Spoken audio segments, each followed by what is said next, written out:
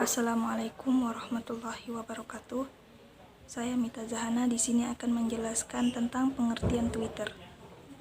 Twitter adalah layanan jejaring sosial dan mikroblog daring yang memungkinkan penggunanya untuk mengirim dan membaca pesan berbasis teks hingga 140 karakter yang dikenal dengan sebutan kicauan atau tweet.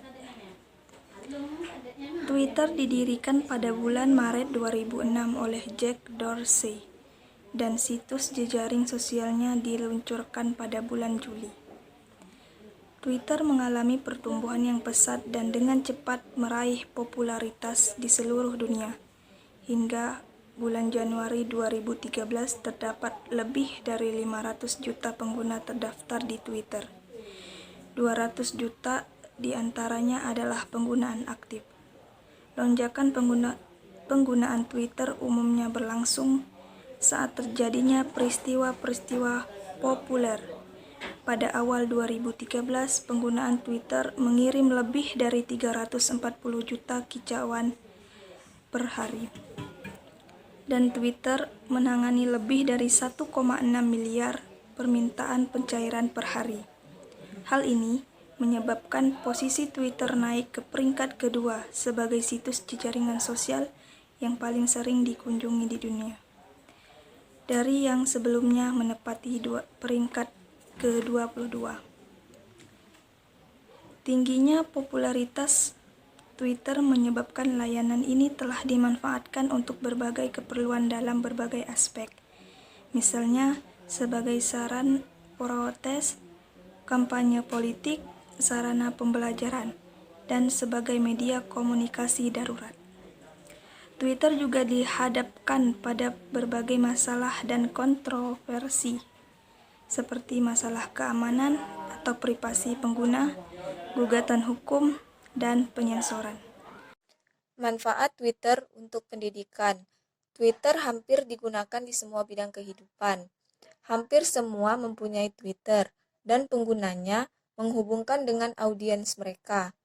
Hal yang sama berlaku untuk pendidikan. Dengan Twitter, pengajar akan mudah untuk berbagi link, berkomunikasi, dan mengembangkan hubungan dengan orang lain. Sehingga pengembangan jaringan dan meningkatkan jangkau komunikasi. Beberapa contoh fungsi Twitter.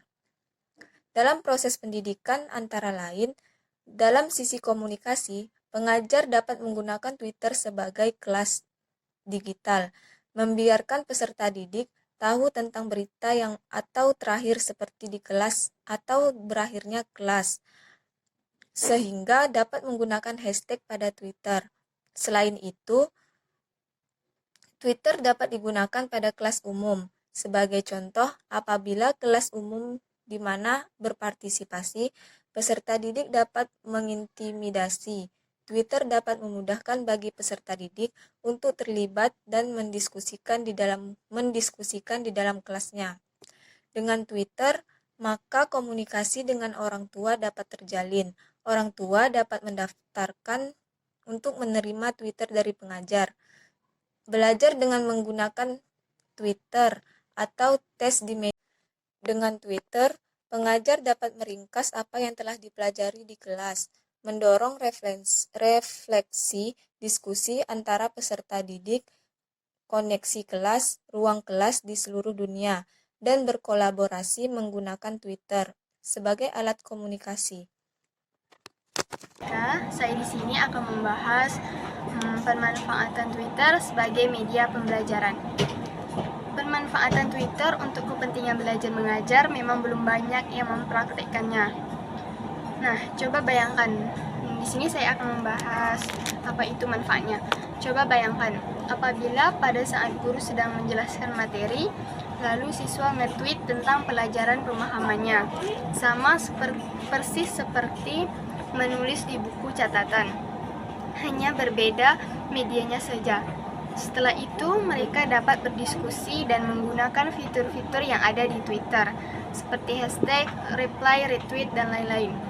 Misalnya seperti hashtag matematika, untuk berdiskusi tentang pelajaran matematika. Hal itu berguna untuk mempermudah diskusi kelompok dengan siswa dan guru. Dengan begitu, siswa dan guru tidak akan tersesat dalam komunikasi yang lebih umum, melainkan lebih spesifik ke pembahasan sesuai topik yang mereka inginkan. Dengan demikian dapat disimpulkan bahwa Twitter merupakan media pembelajaran yang baru digunakan.